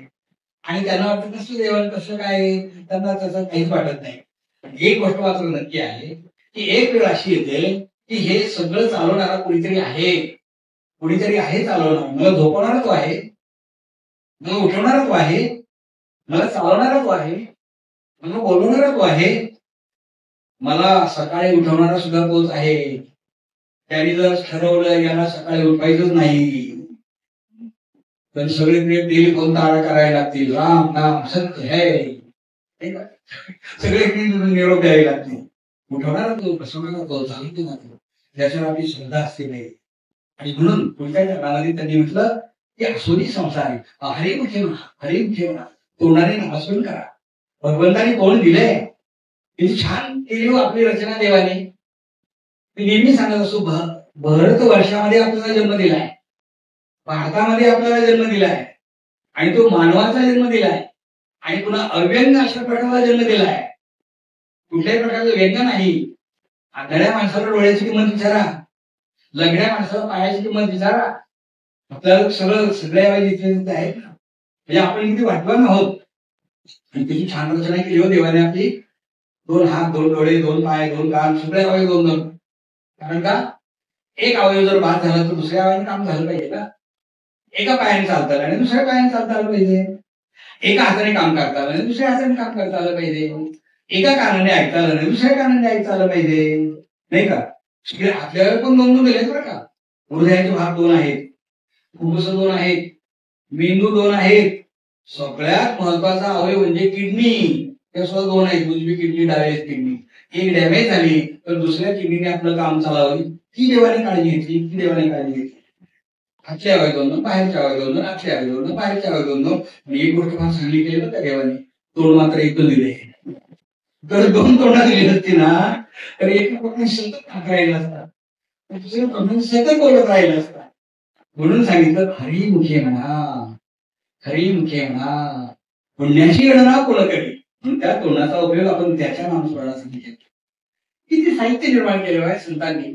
नाथांचं साहित्य जर आपण पाहिलं ना, ते जनाबाईंचं साहित्य. एक दमा आणि करुंड, गंगाखेडला एक छोटंसं गाव, परभणी तालुक्यामध्ये गंगाखेड नावाचं छोटंसं गाव. त्या गावामध्ये दमा आणि करुंड या दोन्हीच्या पोटी जन्माला आली ही जना.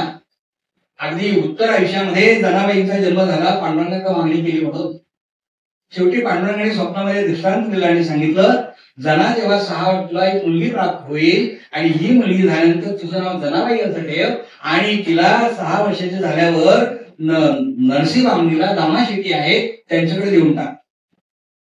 सो यांची दमा आणि करुंड या दोघांची पण असं एक हे असे भावना असायची की जे काही होतं ना ते परमेश्वर कृपेने होतं, पांडुरंगाच्या कृपेने होतं. आणि खरंच त्यांना मुलगी झाली, तिचं नाव त्यांनी जना ठेवलं. सगळं पालन पोषण वगैरे व्यवस्थित केलं. जना आता 6 वर्षाची झाली आणि आता तिला पांडुरंगाने सांगितल्याप्रमाणे नरसिंहवामणीला गेलं पाहिजे. लहान मुलीला घेऊन पोटचा गोळा घेऊन ते निघाले पांडुरंगाची आज्ञा मानून आणि ते नरसिंहवामणीला गेले आणि त्या ठिकाणी दामाशितीच्या घरामध्ये एक दासी म्हणून त्या ठिकाणी ती काम करू लागली. नामदेव महाराजांचं वय आणि जनाबाईंचं वय याच्यामध्ये जवळजवळ 6 वर्षाचं अंतर आहे. असं म्हणतात जनाबाईंनी नामदेव महाराजांना कडेवर ठेवलेलं आहे. अशा प्रकारच्या जनाबाई 15वा क्रमांक त्यांचा आहे. जनाबाईचा नंबरच्या 15 त्या सदस्यांमध्ये शेवटचा नंबर आहे. सगळ्यात लवकर उठावं, सगळ्यात शेवटी झोपावं, परंतु शेण गोळ्या थापाव्यात, काठ्या कुटक्या गोळा कराव्यात, घराची दळण काढून सगळं करावं, पण कामाचा त्राका केला नाही. जे काही काम आहे ते सगळं तुम्ही पांडुरंगाला अर्पण केलं. आणि पांडुरंगाला अर्पण केल्यामुळे झालं असं की पांडुरंग तिची कामं करू लागला. दळीता कांडिता तुझं गायीना नंदा, दळताना कांडताना भगवंत त्या ठिकाणी यायचे नाही का. जरी बैसरी न्हायला, जरी जर न्हायला बसली तर पांडुरंग तिला पाणी आणून द्यायचे. ती जर पाणी आणायला गेली तर पांडुरंग मागून पाणीचं ही बादली घेऊन जायचे. पुन्हा जनाबाई पाण्याचा हंडा घेऊन आली तर तिला ते हंडा उतरून लागायचे. इतके अनुभव जनाबाईंनी सांगितलेले आहेत. हे भावविश्व सगळं वेगळं असतं का. आणि एक गोष्ट लक्षात ठेवा की अध्यात्मातल्या गोष्टी ज्या असतात किंवा अध्यात्मातले प्रसंग असतात हे विज्ञानाच्या पट्टीवर मोजायचे नसतात, ते भावनेच्या पट्टीवर मोजायचे असतात. त्याच्यामध्ये भावना असते, श्रद्धा असते. ज्या अर्थी जनाबाईंनी हे सगळं काही लिहिलेलं आहे आपल्या अभंगामध्ये, बक्षीस आहे दिगंतरा बालक अशी आणि किंवा घाडे इंडते आकाशी चित्त तिशे पिल्लापाशी, काही दृष्टांत उपमा दिल्या. आपल्या डोक्यात नाही येणार आहे सगळं काही, पण यांनी जनाबाईंनी जवळजवळ 348 अभंग लिहिले. 348 अभंग लिहिले.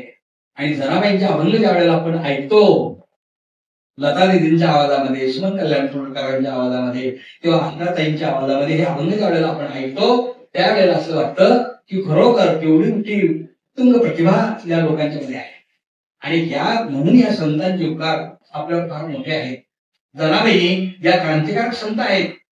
एका अभंगामध्ये त्या म्हणतात, मुलीचा पदर खांद्यावरी आला भरल्या बाजारी जाईन मी. कारण आता डोक्याचा पदर माझ्या खांद्यावर आलाय, भरल्या बाजारात मी जाईल. हाती येईल टाळ खांद्यावरी विना, मनगटावरी तुम्ही चुना घाला. आपल्या अभंगामध्ये म्हणते जनाबाई इतक्या स्पष्टपणे, पंढरीच्या पेटी मांडलेले पाल नाही का, पंढरीच्या पेटीत आता मी पाल मांडलेला आहे. आणि ती पुढे असं म्हणते, जरी म्हणे देवा झाले मी येसवा, आता मी येसवा झाले आणि काय करायचं ते करा, मी बाकी श्रीमुक्तीसाठी ही सगळी चळवळ उभी करणार. श्रीमुक्तीचा संस्कार असणारी ही सगळी संत मंडळी आहे. सोयराबाईंनी सुद्धा तेच केलंय. किंवा सोयराबाई असतील, जनाबाई असतील, मुक्ताबाई असतील. मुक्ताबाईंचं ते तेवढं मोठं कार्य आहे. ज्ञानदादांना मांडे खाण्याची इच्छा झाली, परंतु या वेळेला ते भांडण आणण्यासाठी ते गेलेले आहेत. खापर म्हणतो आपण त्याला, कुंभारवाड्याला खापर आणण्यासाठी गेले. पण विसवा चाटीसारखा गेले यावं आणि तो त्यावेळेला सावकार होता. त्याने यावं ते खापरच फोडून टाकावं आणि म्हणावं आता मनात मांडे खा. परंतु ज्या वेळेला मुक्ताबाई त्या सगळी तयारी त्यांनी करून ठेवलेली होती आणि खापरच मिळालं नाही, ते निराश झाले. आणि मग मुक्ताबाई असतो मग वाईट पडलं. ज्ञानेश्वर भावविश्व म्हणून काढले, काय मी जगाचं वाईट केलंय, लोक आम्हाला एवढा का त्रास देतात, असा त्रास देण्याचं कारण तरी काय त्यांचं आहे. हिंद झाले आणि जेव्हा पर्णकुटीमध्ये आले त्यावेळी त्यांनी काठीचा दरवाजा बंद करून घेतला आणि ते एका ठिकाणी कोणाशी बोलत नव्हते. त्यांना हाक मारले, सोपानदेवांनी हाक मारले, पण तरी त्यांना ऐकत नव्हते. शेवटी मुक्ताबाईंनी हाक मारले तरी मुक्ताबाईच ते ऐकत नव्हते. शेवटी मुक्ताबाईंनी 4 वर्षाची मुक्ताबाई 9 वर्षाच्या ज्ञानदेव माऊलींना उपदेश करते, योगी पावन मनाचा साही अपराध जनाचा. आपण योगी आहोत, या लोकांचा आपण अपराध सहन नाही करायचा, मग कोणी करायचा. जग झाले वन्नी संत स्वयं व्हावे पाणी. जग जर वन्नी झालं तर संतांनी पाणी झालं पाहिजे. मग ब्रह्मपट दोरा, विश्व ब्रह्मपट दोरा, ताटी उडणार ज्ञानेश्वर. शेवटी तरी ताटी उडत नाही. मुक्ताबाईंचे 12 अभंग आहेत, ताटी उडत नाही. शेवटी ताराबाई म्हणते, आपण दादा कशासाठी इथे आलो आहोत, आपलं कार्य काय आहे. आपलं कार्य मुळात हेच आहे, लोपले ज्ञान जगी हित नेण त्रिकोणी अवतार पांडुरंग नाव ठेविले ज्ञानी आरती ज्ञान राजा प्रगट होई बोले विश्व ब्रह्माची केले राम जनार्दनी पायी मस्तक ठेविले आरती ज्ञान राजा. आपलं काम कशासाठी आहे, लोकलेलं ज्ञान प्रगट करण्यासाठी आपण या ठिकाणी आलो. दादा आपल्या दातांनी जर आपली जीभ चावली तर आपण दात काढून टाकतो का. आपल्या हाताने दुसऱ्या हाताला स्पर्श झाला आणि मागं तर आपण हात जोडून टाकतो का. आणि मग ज्ञानदेवांना वाटलं, अरे हो आपली काहीतरी खूप होते आणि ताटी बनली. लक्षात ठेवा, 4 वर्षाच्या मुक्ताबाईंनी ज्ञानदेवांना जर त्यावेळेला उपदेश केला नसता तर आम्हाला ज्ञानेश्वरी मिळाली नसती, अमृतानुभव मिळाला नसता, चांगले 65 मिळाली नसती, हरिपाठाचे अभंग मिळाले असते. स्त्रियांचं योगदान फार मोठं आहे वारकरी संप्रदायामध्ये. स्त्रियांचं योगदान फार मोठं आहे. कानोपात्राचं जेवण तुम्ही अभ्यासा. मी एवढ्यासाठी धावतं का सांगितलं, मुळात आपण त्या विषयाकडे जावं. माझं स्वतःच एक युट्यूब चॅनल आहे. तुम्ही त्या युट्यूब चॅनलमध्ये पसायदान किसन महाराज चौधरी असं टाईप केलं की जवळजवळ 60 ते 70 भाग या संत चरित्राचे आपल्याला ऐकायला मिळते. जरूर आपण आपल्या नातवंडांकडनं ते समजून घ्या आणि ते चरित्र तुम्ही जरूर ऐका. नाथांनी एवढं मोठं साहित्य निर्माण केलं. नामदेव महाराज नामदेव महाराजांनी संतांच्या बाबतीमध्ये सकल संत चरित्र गाथा अशा प्रकारचे एक साहित्य निर्माण केलं आणि जवळजवळ 3,500 ते 4,000 अभंग नामदेव महाराजांनी दिले. आणि नामदेव महाराजांचा अवतार एकाच युगातला नाही. नामदेव महाराज कृत, त्रेता, द्वापार आणि कली 4 युगामध्ये नामदेव महाराज होऊन गेले. पहिल्या युगामध्ये प्रल्हादाच्या रूपाने होते, त्रेता युगामध्ये अंगदाच्या रूपाने होते, द्वापार युगामध्ये उद्धवाच्या रूपाने होते आणि कलियुगामध्ये नामदेव महाराजांच्या रूपाने होते. आणि तेच कमी पडलं की काय, म्हणून नावाचा पुढे तुकाराम महाराज झाले. आणि म्हणून तुकाराम महाराजांनी अभंग असा निर्माण केला. जेवढं काही अपूर्ण कार्य होतं, तुकिता तुझनेसी ब्रह्म तुकासी आले म्हणून रामेश्वरी चरणी मस्तक ठेविले आरती तुकाराम. बघा, जो माणूस तुकाराम महाराजांच्या वह्या बुडवायला ज्यांनी लावल्या तेच रामेश्वर भट्ट महाराजांची आरती गातात. तुकाराम तुकाराम नाम घेता कापे यम, नाम घेता कापे यम, नाम घेता कापे यम. धन्य तुकोबास समर्थ तेने केला से पुरुषार्थ, तेने केला से पुरुषार्थ, तेने केला से पुरुषार्थ. जडी दगडा सहित वह्या कारियेल्या दैशा लाया, कारियेल्या दैशा लाया, कारियेल्या दैशा लाया. आणि गुरु महत्वाची म्हणे रामेश्वर भट्ट बिजा, म्हणे रामेश्वर भट्ट बिजा, तुका विष्णू नाही तुझा, हा विष्णू नाही तुझा, तुका विष्णू नाही तुझा. तुकाराम महाराज आणि विष्णू हे वेगळे नाहीतच आहे. रामेश्वर भट्ट म्हणताय, नारे कसे होत आहे लागी वाणी, जयाची वरे पूर्ण वेदांत वाणी. परब्रह्मरूपी कसा हा तुगावा, तयाचे तुझी कोण तुझा तुकावा. वामन पंडित म्हणतात नाही का. एवढं मोठं सामर्थ्य या संत साहित्यामध्ये आहे. आणि म्हणून ते साहित्य आपण अभ्यासावं, आपल्या जीवनामध्ये साहित्याचा विचार आणावा. आणि केवळ वाचून उपयोग नाही, त्यांच्या जीवनात आणलं पाहिजे. नामदेव महाराज म्हणतात ना, नामामणे ग्रंथ श्रेष्ठ ज्ञानदेवी, एकतरी ओवी अनुभवावे. ओवी वाचून उपयोग नाही, ओवी ऐकून उपयोग नाही, ओवी लिहून उपयोग नाही, ओवी गाऊन उपयोग नाही, ओवी अनुभवता आली पाहिजे. खरं सांगू का, दुर्दैवाने आम्ही सुद्धा शाळा कॉलेजमध्ये जे शिक्षण देतो ना मुलांना, ते शिक्षण सगळं माहितीचं शिक्षण असतं, ज्ञानाचं शिक्षण नसतं. माहिती आणि ज्ञान या 2 गोष्टींमध्ये फार मोठा फरक आहे. माहितीला अनुभूती जोड असावी लागते, अनुभूतीमध्ये विवेक असावा लागतो, त्यावेळेला माणसाला शहाणपण येतं आणि त्यालाच आपण ज्ञान असं म्हणतो. कदाचित आता अनुभूती विवेक शहाणपण काय काय म्हणालो हे लगेच तुमच्या लक्षात आलं नसेल, पण एक उदाहरण सांगतो म्हणजे लक्षात येईल. एक सासूबाई होत्या, सासूबाई आणि एक सुनबाई होत्या. दोघींचं फार एकमेकावर प्रेम. आणि सासू या शब्दाचा अर्थ आपल्या सगळ्यांना माहित असेल. सासू म्हणजे सारख्या सूचना, आणि सून म्हणजे सूचना नको किती वेळा सांगतात, काही बदल होत नाही. पण दोघींचं फार प्रेम. सुनबाईने घेऊन सासूबाई बाजारात गेल्या. त्या भाजीवाल्याला म्हणाले, भाजीबाई आजी, ही माझी सुनबाई खूप शिकली, BA झाली, MA झाली. मी काय भाजी न्यायला येणार नाही, माझी सुनबाई भाजी न्यायला येईल. एक जण दोन जणांनी 4 वेळा सांगितलं. चौथ्यांदा जेव्हा भाजीवालीने ऐकलं तेव्हा भाजीवाली म्हणते, आजी तुमची सुनबाई खूप शिकली. माझं लगेच लक्षात आलं, कारण पहिल्यांदा पिशवीमध्ये तिने पाव किलो टोमॅटो घेतले आणि त्याच्यावर 2 किलो बटाटे घेतले. माहिती आहे पण घरी जायपर्यंत आमलेट. आपली शाळेमध्ये असं चालतं. मुलं इतकी छान प्रश्न म्हणतात ना पोपटासारखी. भारत माझा देश आहे, सारे भारतीय माझे बांधव आहेत, माझ्या देशावर माझे प्रेम आहे, तो पोपटासारखे म्हणतात. पण काही कामाने मी तो जर आम्ही ऑफिसमध्ये गेलो आणि पाकावरचा मोठा इकडचा इकडे सरकला, ती मारामारी करायला सुरुवात करतात. आईचं वर्णन करताना काय छान लिहितात, समुद्राची शाही आकाशाचा कागद झाडाची लेखणी केली, आपल्याला लिहितायत. अशा आईचं वर्णन काय करावं, वादळावी सोडून लिहितो. आणि घरी गेल्यानंतर जर आईने काही काम सांगितलं, आमचं असं म्हणून नामावली ग्रंथ श्रेष्ठ ज्ञानदेवी एक तरी होई अनुभवावे. नामदेव महाराजांचं विपुल वाङ्मय आहे, तेही आपण अभ्यासा. नंतर नामदेव महाराजांच्या नंतर साहित्य निर्मिती जर कोणी केली असेल तर ती म्हणजे नाथांचं साहित्य. फार मोठं साहित्य निर्माण केलंय. नाथांनी भावार्थ रामायण केलं, नाथांनी भागवत केलं, की ज्या भागवताची मिरवणूक काशीला तिथल्या पंडितांनी काढली. सुरुवातीला विरोध केला, पण भागवतातलं इतकं सोपं आणि मराठीत त्यावेळेला संस्कृत मध्ये काही गोष्टी लिहिणं हे बाप लेकाची भांडणं झाली.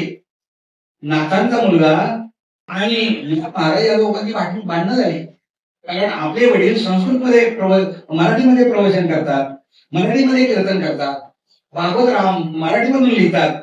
बाप लेकांचं भांडण झालं, तो रुसून गेला काशीला. पण नाथांनी पुन्हा ते भागवत तिथे काशीला नेलं. तिथल्या विद्वान पंडितांनी जेव्हा ते भागवत वाचलं त्यावेळेला त्याची मिरवणूक काढली हत्तीवरून. एवढं विपुल साहित्य संतांचं आहे. त्या सगळ्या संतांच्या मांदियाळीमध्ये सर्वात जास्त साहित्य निर्माण केलं असेल ना तर नाथ महाराजांनी केलं. जवळजवळ 2.25 लाख ओव्या या नाथांच्या नावावर आहे. अनेक प्रकारचं साहित्य नाथांनी निर्माण केलेलं आहे. त्यामध्ये सर्वात महत्वाचा भाग म्हणजे नाथांच्या गौडणी आहे, नाथांचे भागवत आहे. हे सगळं कशासाठी? तर केवळ समाजाचं प्रबोधन करण्यासाठी. मी मगाशी आपल्याला सांगितलं विचार, बुडच आहे जन न देखावे डोळा, किंवा उजळाया आलो वाटा घरे कोठे निवाडा. कारण महाराज म्हणतात उजळण्यासाठी आम्ही या वाटा उजळण्यासाठी आलेलो आहोत. योग्य काय अयोग्य काय हे तुम्ही निवडा. हे त्या आपल्या विचारातून ते सांगतायत. नाथांनी समाजाचं प्रबोधन केलं. नाथांच्या भारुडामध्ये पिंगळा आहे, वासुदेव आहे, नंतर महारीण आहे, नंतर वेडी आहे, झाडूवाली आहे, अनेक प्रकारची भारुडं त्यांनी, सासू आहे, सुनबाई आहे. आणि ते मनोरंजन करता करता समाजाचं प्रबोधन केलं बरं का. कारण नुसतं प्रबोधन तत्वज्ञान सांगता होणार नाही. तत्वज्ञान म्हटलं की सगळं जड जाईल. मी प्रवचन सोप्या भाषेत करतो याचं म्हणून तुम्हाला ते आवडत असेल एखाद्या वेळेला.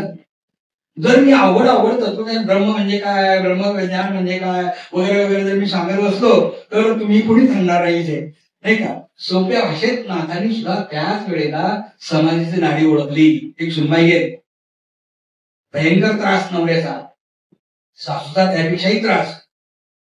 देवीकडे जाते, देवीला जाऊन प्रार्थना करते, सत्वर पावग मला भवानी रोडगाव आहे तुला.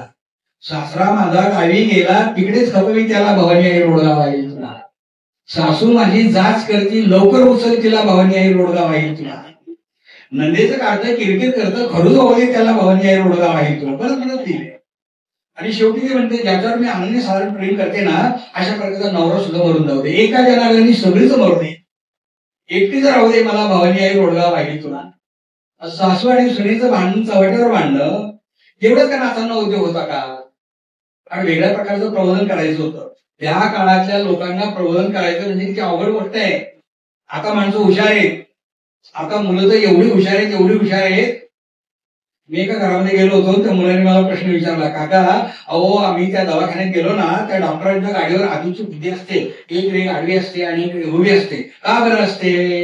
मी म्हणाला अजूनही बाबा मला कोणी अशा प्रकारचा प्रश्न विचारला तुलाही का सांगता तुम्ही काका किती सोपं आहे म्हणजे सांग बरं डॉक्टरांच्या गाडीवर आधीची फुलिका असते एक गाडी असते आणि एक रोगी असते तो म्हणाला अहो किती सोपं आहे डॉक्टरांच्या गाडीवर आधीची पुली असते म्हणजे एक रेग आडवी असते आणि एक रोगी असते याचं कारण पेशंट काय म्हणतो आणि डॉक्टर काय मुभा असतो मुलं इतकी हुशार आहे ना अलीकडे मुलांना प्रबोधन काय नाव पण नाही त्यावेळेचा समाज कसा होता बघा नाही का एक मुलगा गेला आपल्या आई बरोबर दवाखान्यात त्या बाईची मैत्रिणीची डिलिव्हरी झालेली होती आणि त्याने ती कॉटवर 2 मुलं पाहिली दोन्ही मुलं सारखीच होती आता ही लहान मुलं काय प्रश्न विचारतील अलीकडची फार पिढी काय प्रश्न विचारतील सांगतात मुलांनी लगेच आईला प्रश्न विचारला आई अगं कॉटवर दोन्ही बाळं सारखीच कशी आहे कारण एवढे दिवस त्यांनी जेव्हा जेव्हा तो जात असेल तेव्हा एक पॉट एक बाई आणि एक बाळ एवढं पाहिलं असेल आता जरा परिस्थिती वेगळी होती एक पॉट एक बाई आणि 2 बाळं ते पण सारखे मुलांनी लगेच विचारलं आई पॉटवर दोन्ही बाळं सारखीच कशी काय आता तो मुलगा इंग्लिश मीडियमला जात होता ना मग आईने सांगितलं अरे याला ट्विन असं म्हणतात लहान मुलाला काय समजणार ट्विन म्हणजे काय तो म्हणाला ट्विन म्हणजे काय ग आता आईने शुद्ध मराठीतून सांगितलं याला जुळं असं म्हणतात तो जुळं तरी त्या मुलाला काय समजतात तो म्हणाला आई जुळं म्हणजे काय ग आईने पण सांगितलं ट्विन असं म्हणतात पुन्हा मुलाने विचारलं ट्विन म्हणजे काय ग आईने सांगितलं जुळं असं म्हणतात किती वेळ चालणार हे न राहून मुलाने विचारलं आईने दवाखान्यात पण स्कीम आली का ग फ्री हातलं तर बरं उठलं सगळं झालं पाहिजे आणि त्यातून आपल्याला तंत्रज्ञान समजलं पाहिजे सर बरं पाव ग मला भवानी आहे रोडगाव आहे तुला सासरा माझा काय घेतला सासू आणि सुनेचं भांडण चव्हाट्यावर मांडणं एवढा नाथांना उद्योग नव्हता नाथांनी सासरा म्हणजे क्रोध राग गेलाय ना कायमचा निघून नव्हते सासरा माझा गावी गेला तिकडेच खपेळी त्याला भवानी आहे रोडगाव आहे तुला गावाला गेलेला माणूस काय आमचा गावाला जात नाही कारण मी सणानंतर परत येतो 5 मिनिटांनी संपर्क चालेल ना काका सर बरेच वर्षांनी योग आला आणि अविनाथजींनी काही योग आला होता 20-25 वर्षापूर्वी आज अविनाथजींनी आमचं दुर्वे सुनीलजी दुर्वे यांनी सांगितलं आपले विश्वस्त सगळे मंडळी सांगितलं आणि खूप छान वाटलं तर सासरा माझा गावाला गेलेले काही माणूस कायमचा गावाला पण 4-2 दिवसांनी परत नाही का गावाला गेलाय राग गेला ना क्रोध गेला ना कायमचा निघून जाते नंदेचं कार्ट किरकिर करतं ननंद म्हणजे न आनंद जिला इकडचं पाहण्यात काही आनंद नसतो तिला म्हणतात ननंद म्हणजे रेडिओ आला का टीव्ही कधी येईल टीव्ही आला का फ्रीज कधी येईल फ्रीज आला की 2 चाकी कधी येईल 2 चाकी आले का 4 चाकी कधी येईल सारखं भौतिक साधनाने आमचं घर भरून टाकलेलं असतं हे नंदीचं कार्ट याला हे सारखी किरकिर करते हे पाहिजे ते पाहिजे यालाही खरूच होते हे मरून जाऊ दे एका जनावरांनी सगळीच मरवते एका जनावरांनी सगळीच मरवते काम क्रोध लोभ मोह माया हे सगळे यावेळेला निघून जातील ना त्यावेळेला जे स्वरूप शिल्लक राहिलं असेल अहम ब्रह्मास्मी अहम सहा सच्चिदानंद अशा प्रकारचं स्वरूप शिल्लक राहिलं असेल आणि त्याच वेळेला मला खरं समाधान मिळेल सुख मिळेल शांती मिळेल नात्यांचं भारूड कसं वेगळ्या प्रकारचं आहे पण सांगितलंय बाकी बोलून बाकी वेगळ्या प्रकारचं नाथांची भारूड खूप छान आहे मी आपल्याला हे सगळं का सांगतोय तर आपण बारकाईने संतांचं वाङ्मय अभ्यासा संतांचं वाङ्मय पहा आणि ते ऐका आणि ते आपल्या जीवनामध्ये आणण्याचा प्रयत्न करा संत विचार खूप छान आहे संतांनी जे संत विचाराने जर आम्ही आमचं जीवन जगण्याचा प्रयत्न कारण संत हे देव आहे देवतेची संत अवघ्या प्रतिमा देव हे भगवंत आहे देव हे संत आहे महाराजांचे संत आपल्या जीवनामध्ये येतात आणि संपूर्ण जीवनाचं सोनं होऊन जातं कुणी पाहिलंय परीस पण परिसाचा स्पर्श लोखंडाला होतो आणि मग त्याचं सोन्यामध्ये रूपांतर होतं आपण पाहिलेलं नाही कुणी पाहिले अमृत हे अमृत पिल्यामुळे माणसं जिवंत होतात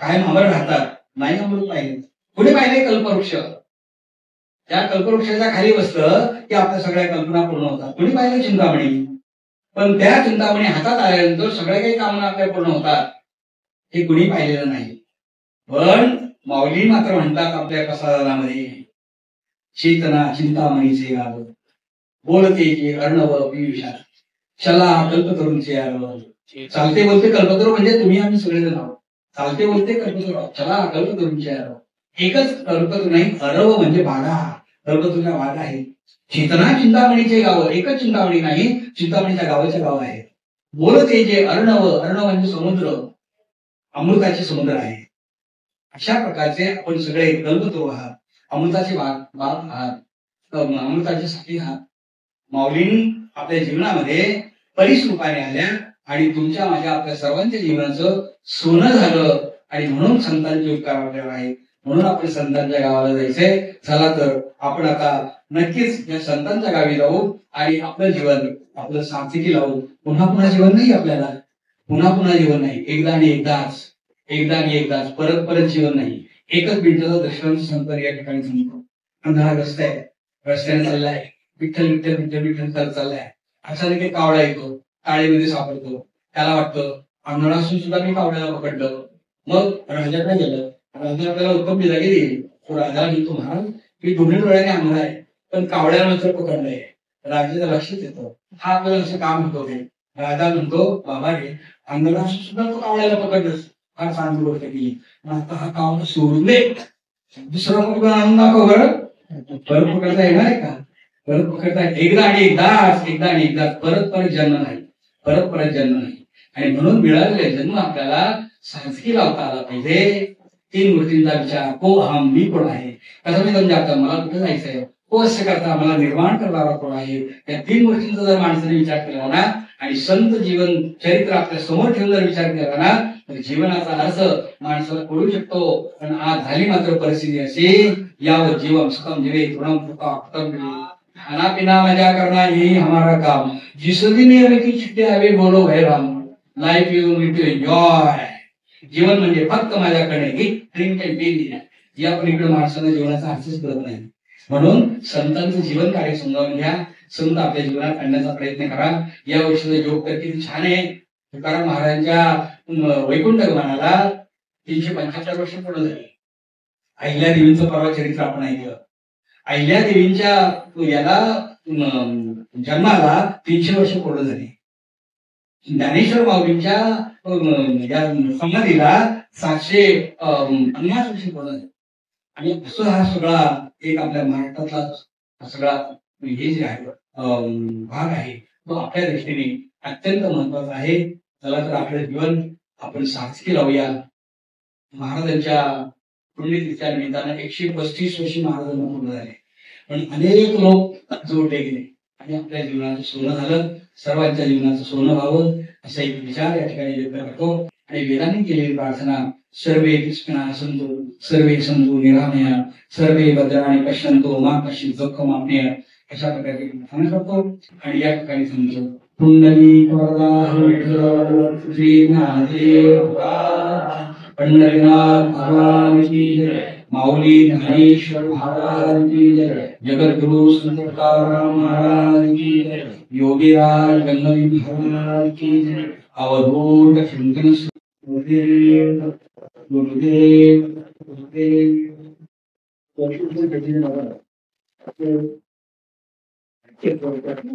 महाराज चौधरी आणि उपस्थित संत